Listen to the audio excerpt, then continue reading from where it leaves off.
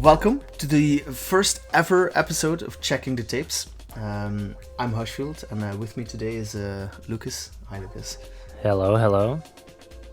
All right, so this podcast covers recent FGC tournament play. Now, Lucas and myself, we both watch a ton of tournament footage, but not everybody has that kind of time on their hands, so we thought we'd make some recommendations, about what the best matches are, things you should definitely watch. And that's basically the premise of this podcast. So we check all of the tapes, so you don't have to. Now, obviously, we can't talk about that without including a whole bunch of spoilers. So if you don't want any spoilers, why are you even listening to this podcast? True. But just to, we do want to facilitate some things for those people as well. So we'll have like a super short spoilerless section. And then, if you don't want spoilers, get the fuck out of here. So yeah, because rest in peace monetization. Yeah, you're not allowed to curse for monetization. It doesn't help, at least, no. Okay. Well, yeah, maybe we'll edit that out, or we won't, and we'll find out the hard way. Come at us, YouTube. Yeah, exactly. So maybe we should start off but just explaining briefly to the people who we are. So Lucas, tell us something about yourself, man. I'm the resident Street Fighter player of our FGC Belgium Discord. I also play GG Strive. I don't really do content creation, but yeah, I like playing a lot of characters. I like watching a lot of players, a lot of Japanese players, streams. I like thinking I'm a bit informed about the community, Yeah, definitely. So I'm looking forward to talking about the matches, especially since it's like the first tournament since the game launched, which is always like pretty exciting. I think a lot of players were excited as well, and a lot of players who maybe wouldn't usually come out to like CEO still made the trip because like they were like, okay, first tournament, want to see where I'm at. Like, just great time, right? New game, new experience. Yeah, for sure. One thing that Lucas didn't mention, because he is a very modest boy, he's a very strong player as well, so that helps. The other voice on the mic, that's me. I'm Hushfield. I'm a small-time TO from Belgium. Yeah. I run monetized. I run some bi-weekly online tournaments. I help organize some monthly offline locals, and just in general, I really like helping people out who are just starting, taking their first steps in Street Fighter. I'm still a bit newer to fighting games, but we learn it out here. So basically, if you see FGC Belgium content creation, just assume this guy does everything. I'd say that most of it, at least passes my desk at some point. And speaking of FGC Belgium, obviously we're both Belgian. That's our local scene, and this is not the first time that the two of us have done a podcast together. We actually ran something very similar to this on the FGC Belgium a while ago, called the Crosscut DP podcast. Ironically, an action I cannot do in this game anymore. Neither can I, actually. So the reason we're basically restarting this podcast again is because we're both very hyped for the upcoming Japanese Street Fighter League. So we'll be focusing on that a lot, probably. Yeah, I can't wait for the JFL, man. Like 32 players, all like known names, like some teams with. Since it's a new game, like some of the teams have like players who we're used to seeing more in other games in recent years, who are like ready to dabble in Street Fighter and try for at least like a while. So it's gonna be exciting. It's gonna be like the CEO was obviously a display of very high skill, but like that was still like 2 weeks earlier than JFL and Japanese Street Fighter League, and like I think that's going to be like the first real display of like insane skill, like what the game is capable of at this early stage. Yeah, I mean, let's not beat around the bush. Like we had several like local Street Fighter leagues, but the Japanese one was always by far the strongest one, and the one I was watching the most. So. Yeah, same. All right, so basically today's a bit of a trial run, first podcast. We've got two main topics for today, and that's obviously CEO, which happened last weekend in Florida, and then Red Bull Kumite actually starts in a couple of days, so we'll briefly be looking ahead at that as well. So speaking of CEO, if you don't like spoilers, this is probably the last part where you can join us here. So we've got a bunch of spoilerless recommendations. If you don't have a lot of time to watch stuff, we've timestamped the links in the description below, and so there's a top 48 match which we might mention, which was amazing. A couple of top 24 matches, top 8 had some great matches. Personally, I didn't think Grand Finals was one of those. True. But some of the other matches were really, really close and fun. And personally, I also really like the losers semi-finals for the Red Bull Kumite / winner stays on event for the the LCQ spot. So I'd recommend that one as well. So yeah, but okay, that's it. Spoilers. If you don't like spoilers, get out of here. Let's be real, you're not here if you haven't at least heard of who won CEO, let's be real. Yeah, true. So CEO, which apparently stands for Community Effort Orlando, which I did not know. Today I learned. True. I wonder how many people that are not from the States actually know.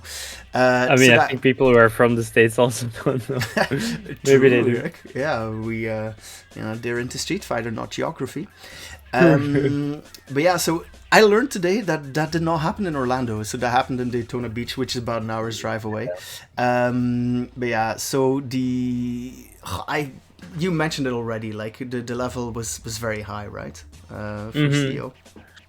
The level is very high. It's also fun seeing a couple of new names, or they're probably not new at all to a lot of people that know them from other games or even from previous Street Fighter franchises, but just names that we're maybe not used to seeing in the very latter end of brackets.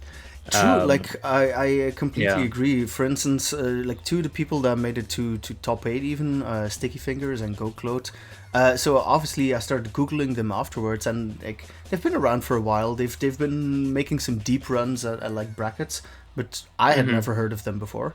Yeah, same with Zeke.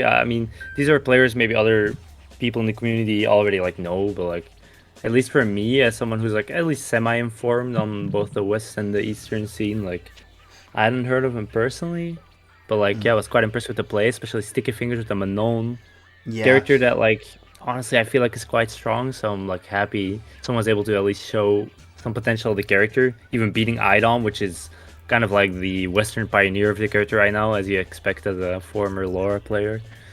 Yeah, so a lot of the Laura players, obviously, they naturally gravitate towards the Mono. Also have to mention Sticky Fingers, great name for a grappler player, honestly. True, that's true. There was one instance though where he dropped a combo, and I think it was Saint Cola on the mic who went with Butterfingers. I like that. That name is definitely a setup for some memery. Yeah, for sure. But apparently, so he's been he's been playing lots of different games Guilty Gear Xrd, Dragon Ball, all sorts of stuff. He also made 7th at CEO Winterfest in 2018. So he's definitely been having some deep runs before. In 2018, you mean when in SF5? Yeah, so SF5. So in SF5, I believe he was, at least at some point, he was playing Cody, and then of course at the end, everybody else, he was playing Luke. Right. But yeah, so he's definitely been making some deep runs. Okay, very nice, very nice. But yeah, so obviously we're having a look at the brackets. Do you wanna maybe go through it and see some of the matches that you liked, sure. Or I don't know. Do you want to start off? Top 48. Ain't nobody got time for top 192. Come on, man. Definitely not 192. No, so I really also like the fact that you've got all these different parts of the bracket. They're nicely separated in the VODs on the CEO YouTube channel, so definitely check that out. There's only one match that really stuck out to me from the top 48 section, and that was the JJ pool, Punk versus Jay Wong. Yeah, it's honestly true. That Kami Mirror was an amazing set. It's funny. It was the only set on stream that had literally no DIs in the entire set, which is so funny. Yeah, indeed, and the commentators were even mentioning it. Like, okay, now last game, last round. Now they're gonna do. Nope, didn't do it. Surely. I think after a while, it's like a gentleman's agreement as well. It's like, let's just see you as the cleanest neutral. Like, just, sometimes dive kicks, but mostly just like stay grounded, like buttons with punishes, see who wins that way, right? Like, no gimmicks. Let's keep the DI at home. Let's like gentleman shake on it. Yeah, And it's like, definitely. they definitely did, and they definitely played that way until one of them won. Yeah. That was a great match. Yeah, if you hear these names, like, probably nobody's gonna be surprised. But honestly, I was a little surprised because, like, obviously, like, that Jaewong's like one of the greatest to ever, play fighting games. But I really just know him as the guy who keeps playing Street Fighter like third strike on stream True. and getting parried for the memes, and his neutral is insane, man. Like, Yeah, his neutral is insane. I was quite surprised that he was playing Cammy, honestly. Like, I think his Cammy was honestly, I think his combos and stuff are a bit wonky, but that's kind of like a trait of his in all games. But like, yeah, very solid. Definitely interested to see him try some other characters as well, which I know he does play. And yeah, as you mentioning the third strike stuff, he did win third strike at CEO as well. So well, there we go. I guess they didn't parry him that time. Nope. Yeah, but so definitely, so that obviously that's one of the matches I recommended at the start. Yeah, that match was great. Yeah, even though it's a Cammy mirror, and I know some people are gonna say Cammy mirrors, but it's an amazing set. As far as the other like top 48 stuff goes, like Sticky Fingers versus Terrence was nice. It was like nice back and forth. And then like there was one other that was kind of close. Oh yeah, Zeke versus Kevin Teak or Tekwe or whatever, yeah, like that was probably what Yipes was going with. That was a close match though. Like there were some, I believe they like dropped a bunch of combos or something, but it really went down to the wire. I like that one. Yeah, I do agree though. That's like, I think a lot of the close matches and stuff are a bit later down the bracket as well. So. Yeah, there were some like some definite ruffle stomps in here as well. For instance, I mean, Kaba and his Guile like made quick work of CJ Truth. Yeah, I'm gonna assume that he made quick work of quite a lot of players in that bracket. Yeah, we will definitely get back to Kaba as well. But yeah, so yeah. Honestly, I'm good to go for like a top 24 because Sure. There were some really good matches in there. Like, is there anything that like stood out to you? Like you watched the top 24, right? I mean, first of all, it was like Menardi picking Blanca. I was like, okay, chef, what's he cooking up? What was that all like? Was this known? Was this a known thing? Is he a known Blanca user? Yeah, I mean, I didn't know about it. Like, he was a Luke player, right? In 5 near the end. I mean, he played quite a lot of characters, but like, we knew he played Luke in 6 as well. Top 3 character. I think no one is really gonna like argue that, like Luke, right? So, yeah, Luke's super strong. And he had been playing Luke the entire tournament, but then he just whips out the Blanca and like, yeah, he just shows what like people were kind of afraid of. It's like Blanca can do some damage, man. There's a lot to look out for, and honestly, like getting DP'd as Blanca doesn't feel that bad. The risk reward is quite skewed, and he definitely knowledge checked some people in the bracket. The setups, like the corner game, it is so disgusting. And again, yeah, mana, because I was AFK for a lot of like the later parts of SF5, so I sort of missed like the mana on the Luke arc. I still mainly know him for like his birdie play. The birdie, yeah. Yeah, and this is different though. Like I have some newfound respect for Mena. Like he yeah. So obviously a big spoiler alert near the end. Mena did win the whole thing, and I feel like it was very deserved as well. It was not that close. Like he definitely. It really wasn't. Yeah, I agree. I think, especially the later matches where he usually started with the Blanca and like tested the waters. I don't know, his options, like his defensive options, his rotations were really good. Like, I feel like he understood the game very well, more than most other players here. And a lot of people got knowledge checked by Blanca as well. But like even if he lost the game, he can just go back to Luke and just play that very solid game.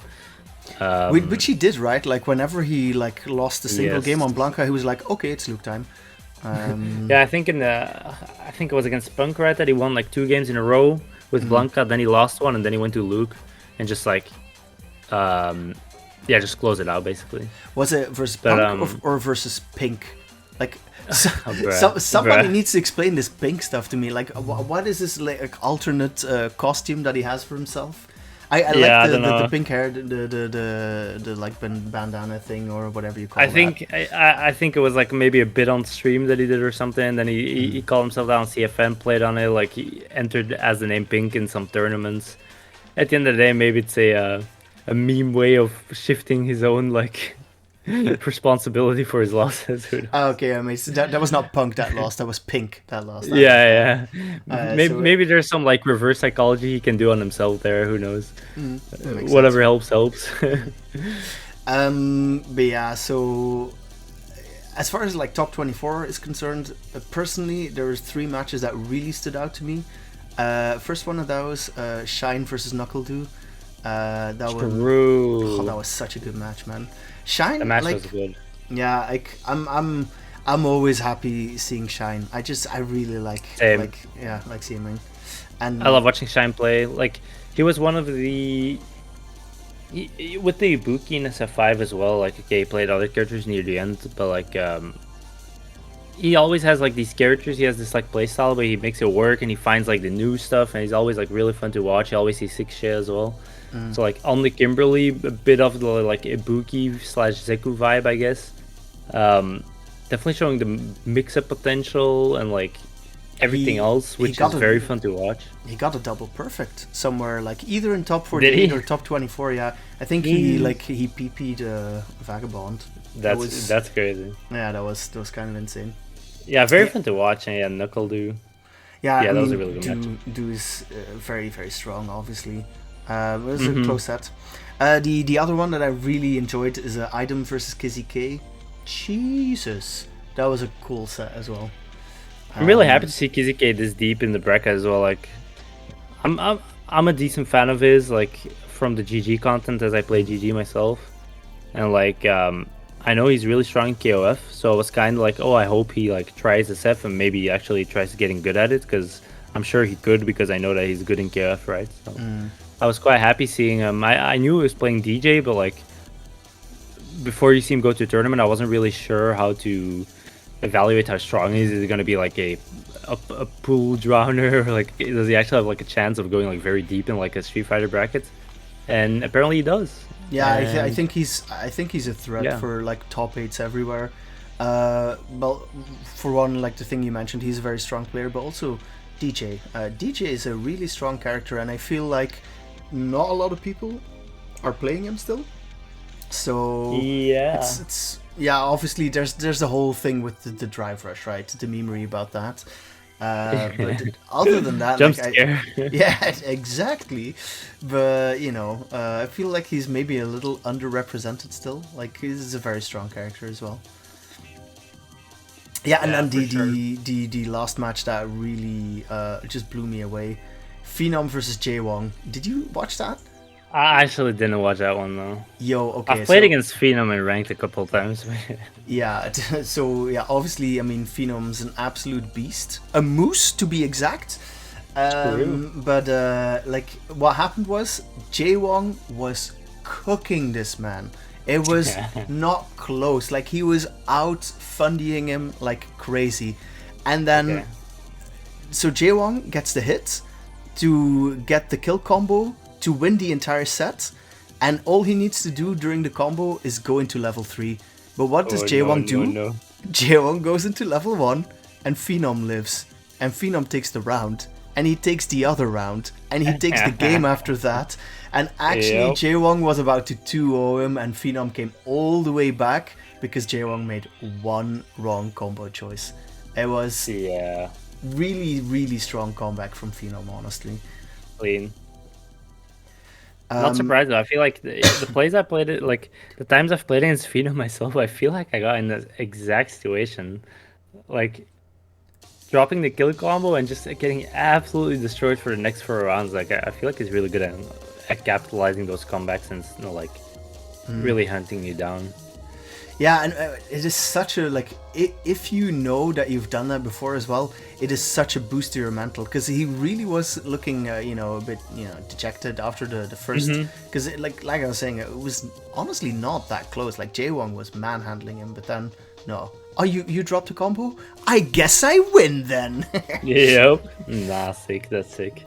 So yeah, honestly, other than that, yeah, Goat Gloat, obviously doing Goat Gloat things.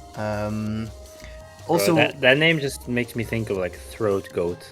It's there's a bit problematic. There's lots of things wrong with that name. Speaking of things that are a bit wrong, I love Saint Cola also referencing the fact that Punk ran through 29 men. Which that meme was good. That meme was good. that was great. But yeah, most of the content really came from top 8. Like, even though, like, we sort of mentioned it, okay, yeah, Mana won, the Blanca was crazy, but most of Mana's matches, as a viewer personally, I didn't really like watching them because they were not super close, He was just running a Blanca train and, Yeah, I think it was still fun to watch since it's like, okay, this guy's really good and he really understands the game right now, so it's like, let's see what he does, right? Like, let's see how he plays.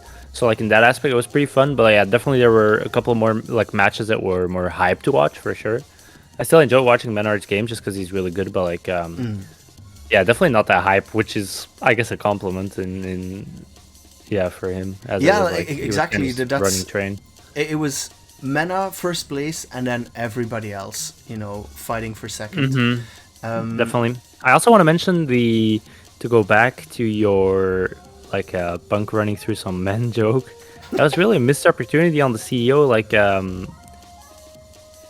like getting on stage type of deal or whatever you call it, like the when you go to the boxing ring, like the entrance. Oh yeah, like he should have just the ring entrance. He should have just like had 29 men like open up like Moses in the Bible in the New Testament and just like ran through them.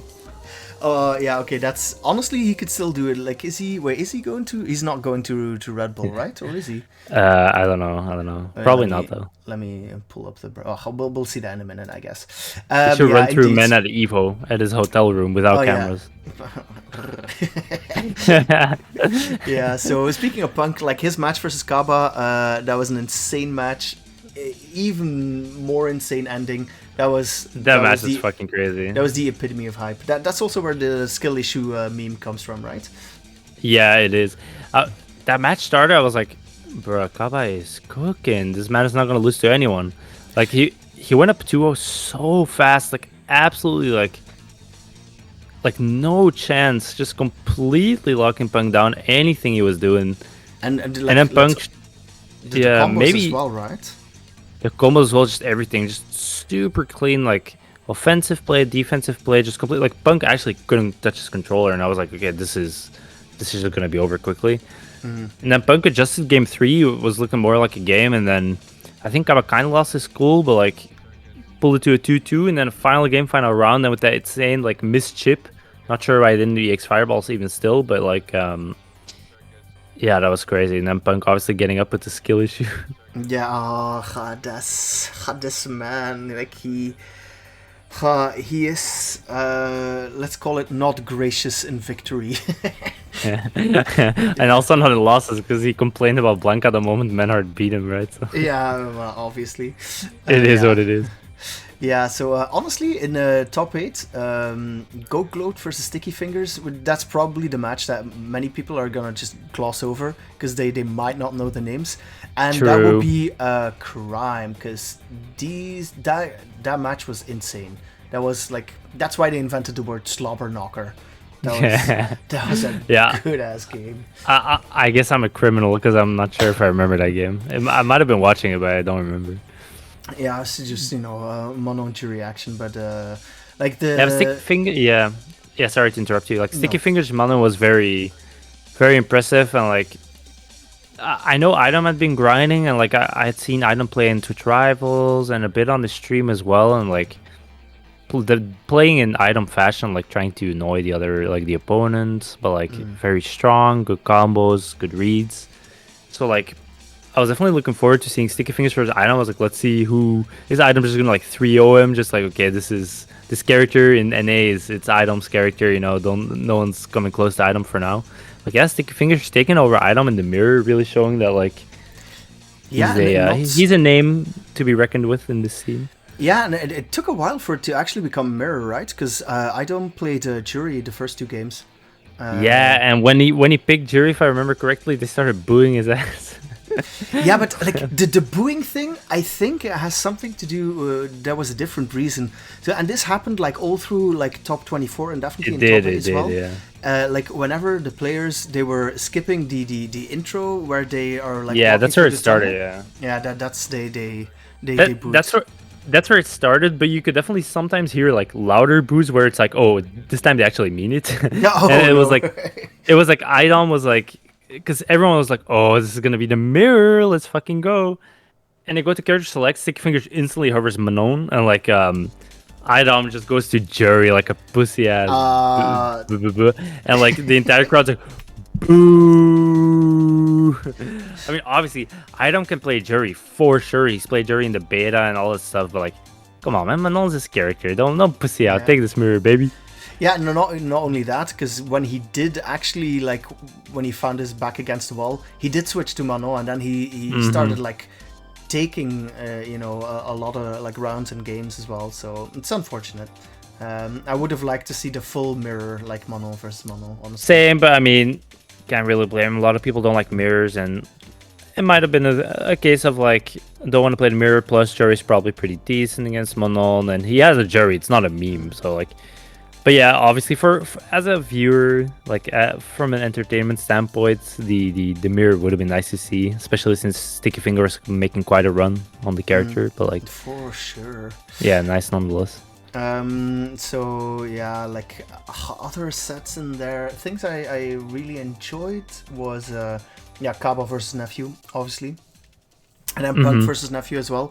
Like, these gentlemen, they have, like, obviously Punk was playing Kami, so he's, excused a bit, but Kaba and Nephew have some optimal combos. What do you call them correct? I don't know. Kaba is really good. Kaba, I don't know, but, like, to me, Nephew doesn't really look correct, but, like... I mean that as in like he doesn't look like he has done some cheating, but he's very good. He's cracked but not cracked, Yeah, no. But like very clean gameplay. Yeah, it's Kaba... not cheating. It's an extended beta period. Come on. Yeah, surely. Yeah, Kaba was very impressive though. Like I've seen some Guile play from the little like Knuckaloo footage I had seen before the tournament, but like Kaba in SF5 as well. You can always count on him doing optimal stuff, like showing new tech, showing very clean ways of dealing with stuff, and yeah, I feel like it was a good first taste of how Guile plays in this game at a very, very clean level, like optimal level. And he's got some sick combos though. Like he did, like if he, I don't know even what like the starter move is, like just a medium kick or like a something. He gets like a full combo into the flash kick from that. It feels like a lot. Yeah. It feels like a lot. Capcom, please. Yeah, but Kaba is super impressive. I really enjoyed this play. I can't wait to see more of him. But yeah, then the finals. Yeah, the finals. Nephew making it through Punk in like a very close set, but like. Yeah, I don't know, it was too much, like Menardi showing his Blanca again, and Nephew trying the countermeasures. He had a very sick clip where Blanca activated VT2, which is a VT where you want to, not rainbow ball, just like Blanca ball in, because you can do the follow-ups, like kind of the VT2 follow-ups of SF5, basically. And like first, Nephew, great reaction, DPs it right away, like the ball before it hits him. And then he does it twice after as well, like right away. But like it was like a great mind game situation. You probably saw it like a clip on Twitter. Yeah, the like 3 DPs in a row. That was like, okay. Yeah. Okay, Nephew. But it was way more than just like, oh, he just reacted 3 times. Like he did just react 3 times. But like in those situations after you get DP'd once, there's always like a mind game because he was still in V trigger, and there's always like is he gonna do it right away again? Because you can see Nephew's still looking for it, like in the way he's moving, and I feel like Menardi waited and like delayed it and then went in again on a timing that is like usually a good like countermeasure after getting DP'd the first time. But I feel like Nephew had like a perfect read on that timing, so he was ready to DP from very close again because he like kind of was like one step ahead, and then like the exact same situation, he was one step ahead again. So like I feel like the more than the reactions, I feel like the mind game was very impressive there in that sequence, which is pretty much the only thing I remember from like that set, but it was very very impressive. Yeah, the other thing I remember is Yipes on the mic going with the monkey noises. Bro, That was, the moment the first time I heard like I saw Blanc on the screen and I saw Yipes doing monkey noise, I was like, bro, why is he stealing my shtick? Yeah, exactly. That's your thing. That's absolutely That's your my thing. Where's my copyright if I was a commentator? Yeah. But yeah, so overall, CEO, great tournament. A lot of the matches we talked about, you can find them timestamped in the description below. Make sure to check them out. Anything else you want to add about the tournament in general? You happy with it? Yeah, I think it was quite good. I don't know. There was some like weird stuff after with like the Dexterdo, or no, not Dexterdo, like with some article that kind of like defamed CEO a bit of like some harassment claims, which turned out to be like wrong. But like, yeah. Don't know if you're up to date with that drama. But if it's Twitter drama, like I actively try to avoid that sort of thing. It's not Twitter drama. So there was like an article written about CEO, which was like basically falsely stating that people were getting harassed like at CEO, and like it was kind of implying that it was by other people at CEO, but in reality it was like CEO attendees getting harassed outside the venue by just like random people. But like that really like was a lot of bad PR for not only CEO but like the FGC. So like there was kind of a from the FGC like a bit of a hate raid towards the article company. I don't remember who it was. It was like a known name. Dexterio or something. It might have been Dexterdo. I don't know. It might have been someone else. But like either way, there was a bit of like so outrage that way. Quickly trying to correct the misinformation, and they edited the article like a day after or something. So. Okay, I like that. If people can admit, okay, we were wrong, then yeah. Yeah, great. Looking forward to Japanese Street Fighter League. Those teams are looking insane. Dude, I cannot wait. I honestly cannot wait. Like, probably before we get into the actual... So the Japanese Street Fighter League starts the 7th of July. We will do a bit of a preview for sure. We're gonna get into it. Sir. Speaking of previews, so Red Bull Kumite is starting in a couple of days. You were just mentioning it earlier. A lot of the players already there, hanging out in South Africa. Yeah. There were basically some regions. Apparently, they did a kind of event where they would, run a little tournament or quite a big tournament, and then they'd send the winner of that, all expenses paid, to South Africa to compete in the LCQ. Anding Walker made it out of London. The winner stays on event, and then in Japan, which honestly, the Japanese thing, I completely missed it, but it was a 2-day, like, really long bracket. It was commentated by Gachikun and Bonchan, I think. Yeah, that sounds about right, yeah. And there were like lots of very strong players in there. Like Goichi was in there as well, Kichibamu, Mizuha, which made it quite far, Tachikawa, like Yosan, a whole bunch of other people as well. But yeah, to my surprise, like Goichi was in a bracket, but he did not make top 4, so he didn't even make it to like the final league. And there's finally a JP player, Kakeru, who's making it out. He looked a little scary.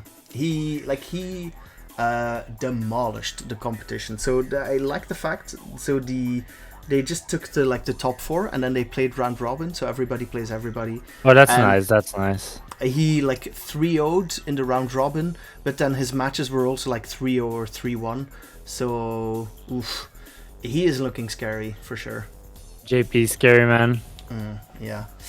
As far as the LCQ is concerned, so like we got a bunch of the participants up here on the screen now. So it's Kakeru from Japan, Ending Walker from the EU region or England, and then you got Angry Bird, and then like there's a bunch of South African players who might be very strong in their own right, but I've never heard of them. So yeah, who do you think is gonna win the LCQ? Wait, you said it's Big Bird, no? Is it also Angry Bird? So Big Bird is already he's been invited like in the tournament, like he's already in. So okay. Big And Bird Angry is Bird's already playing in the LCQ, I see. Yeah, but Angry Bird is playing the LCQ. Yeah. Okay, that makes sense. Because yeah, I was about to say I'm honestly most excited to see Big Bird play. But Yeah, of course. Like we've all seen the Badiza clips. We want to see what damage he can do on that. yeah, he said it as well because like he's kind of unsure about the character's strengths and like potential at a tournament level. And this is gonna be like the first. It's gonna be the real test. He mentioned it as well. It's like he's gonna test Marisa here at the Red Bull Kumite, and he's gonna decide if it's like worth pursuing full mastery of the character, which I think he's already very close at. But like, he's gonna really test it out, see how much damage he can do. That'd be cool. Like, because if he wants to win the event, like we could see him do like the mana thing, where he just plays Marisa until he loses one game and then he switches back to Ken or something. I think his Marisa is all he's played, so I think he's going full Marisa, and then he's gonna like evaluate if he thinks it's a character that's like worth it, like to keep playing as a tournament like participator, you know. Okay, I like that. Just you know, this is data. This is data. Now, Yeah, for the LCQ, my money would also be, yeah, Angry Bird. I haven't really seen him play much, but I just gotta imagine that he's fucking cracked, man. Like he's so good, man. He's actually so fucking good. I've seen. Yeah, go ahead. Yeah. Sorry. He's always one of the, like I've said in SF5 as well, but like whatever character he picks, he always does stuff I've never seen before. That's like so insanely sick. And he's like one of the players that does the most consistent, more than like Japanese players I know and stuff like. So I just have to imagine that he's going to be absolutely ridiculous on that Ken. Kakeru I haven't seen, as you said, so like if you said he was really cracked and he plays GP, definitely probably a person who to look out for. No real comment on South African players from me, but like Ending Walker obviously very strong as well. So we'll have to see, but I feel like if you make me bet between like an Angry Bird Ken and Ending Walker Ryu, I'm probably gonna go for Angry Bird. Ending Walker, yeah, has shown how strong he is though in the last couple of years, so definitely don't count him out. But yeah, it's gonna be interesting seeing some South African blood as well. Yeah, for sure. Like, obviously, I'm super pumped. Like, Ending Walker, an actual Ryu main, and he's gone on record that he believes Ryu is top tier, which is always like great if you feel that, you know, if you feel that strongly about your own character. Ryu definitely not top tier. Well, what do I know? I'm not. Yeah, I also saw him tweet like a couple of days like I've been playing Honda and like. Bro, What? Ryu, I don't know anymore, man. No, Ending what? No, oh, come on. He's like, yeah, because he was like winning is so easy. Like, I don't know, Ryu's kind of a lot of work. Honda's kind of winning kind of comes easy. Speaking about a lot of work, I can imagine that his Ryu is a lot of work because like one of the things that happened during the LCQ, I guess, is that this man does not spend his bar ever. Like he was so reluctant in like spending the level 3, and like we talked about it earlier as well. But like I was just very perplexed by his decision making on. Yeah, in his tweet, he got master with Honda on like a 76 win streak. What the fuck, bro? Yeah, it's not okay, man. It's not. He might just whip out the Honda, bro. Honda is. He might just whip out the Honda if the Ryu doesn't go well. Oh no! Yeah, he's gonna put hands on many people that way. Yeah. But yeah, so I guess we're in agreement then. Angry Bird takes the LCQ. Yeah, I don't know. I don't know the South African player, so I'm gonna go with Angry Bird. If it's not Angry Bird, I'm gonna go with Ending Walker. Okay. Yeah, that makes sense. I would actually no. I'm gonna go Angry Bird, and if it's not Angry Bird, Kakeru. Okay. I hate to do it to my boy ending, but that's the way it is. And then like as far as the actual Red Bull Kumite is concerned, like this is a list of players, my man. Since it's a Red Bull event, I'm kind of surprised that Tokido made it out and not Daigo. Like, what's up with that? But obviously, I'm super pumped to see Tokido. What do you mean? Like, you mean like invited? Yeah, because like Daigo is sponsored by Red Bull, right? Is he? I'm not up to date with sponsors anymore. He probably still is, I guess. Yeah, that makes sense. I'm kind of hyped to see Tokido over Daigo. I'm not gonna lie. Yeah, I mean, obviously, like, so Tokido, obviously, lots of people know he's been putting in some work on the modern look, but that's yesterday's news. Like, he's back on the classic Ken, putting in work as well. Like, he is taking some names, so he's gonna be very strong there. Personally, I'm really excited for Mr. Crimson, first person to hit 100k LP on the ladder. He's gonna be a menace, bro. Yeah. Apparently, he actually, after he got it, he lost once on purpose, so he would be at exactly 100k. Now that is a flex. Classic. I mean, for like 5 minutes until he's like running the next 12-hour shift in ranked. Yeah. I'm also really hyped to see Jun. He was very strong in like the Topanga Championship, right? Yeah, he's gonna be cracked. Yeah. I think Arslan, Ash, and Leffen are gonna be funny because I'm gonna keep it as a buck. I think they're gonna get fucking washed, bro. Yeah, like they're there obviously for the namesake, but have they even been playing a lot of like Street? I haven't seen them play anybody of note. Arslan, even if he would have been, I wouldn't know about it. So like, nothing to say, but like, I just can't imagine that he's gonna be any good. Like, no offense.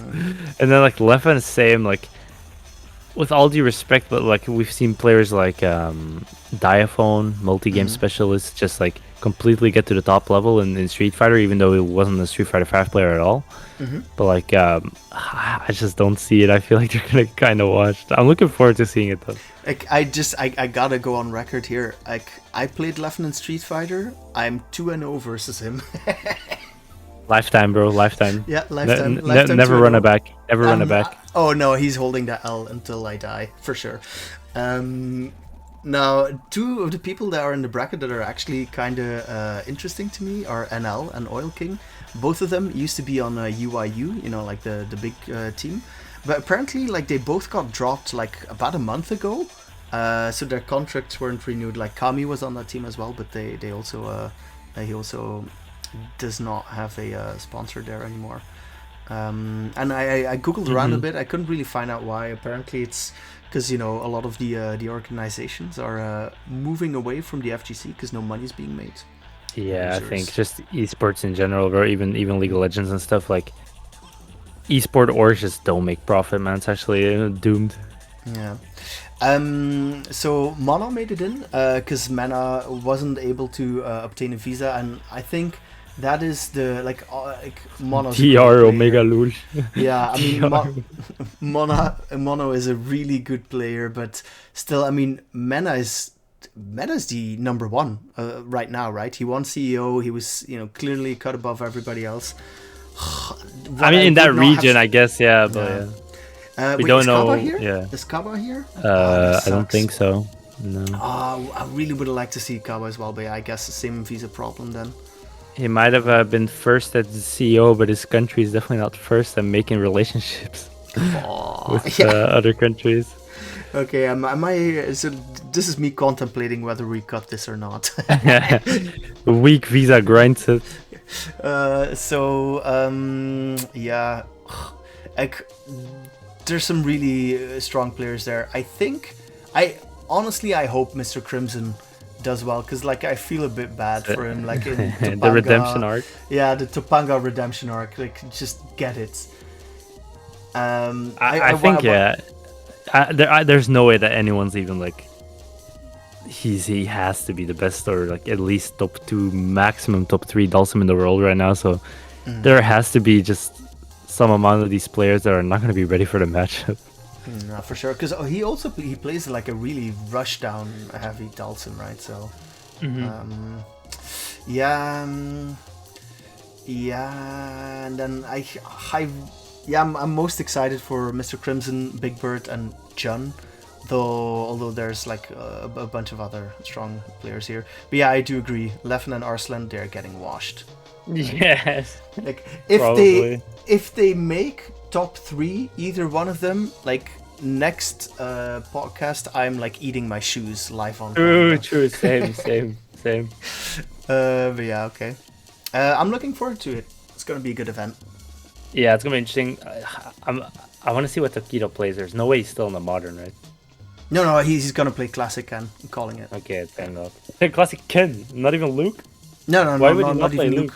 Like I don't know, but like I was in his replays like I don't know, a couple of hours ago, and like classic Ken is all he's been playing. So Bro, if he plays Ken, not Luke, I'll eat my shoe.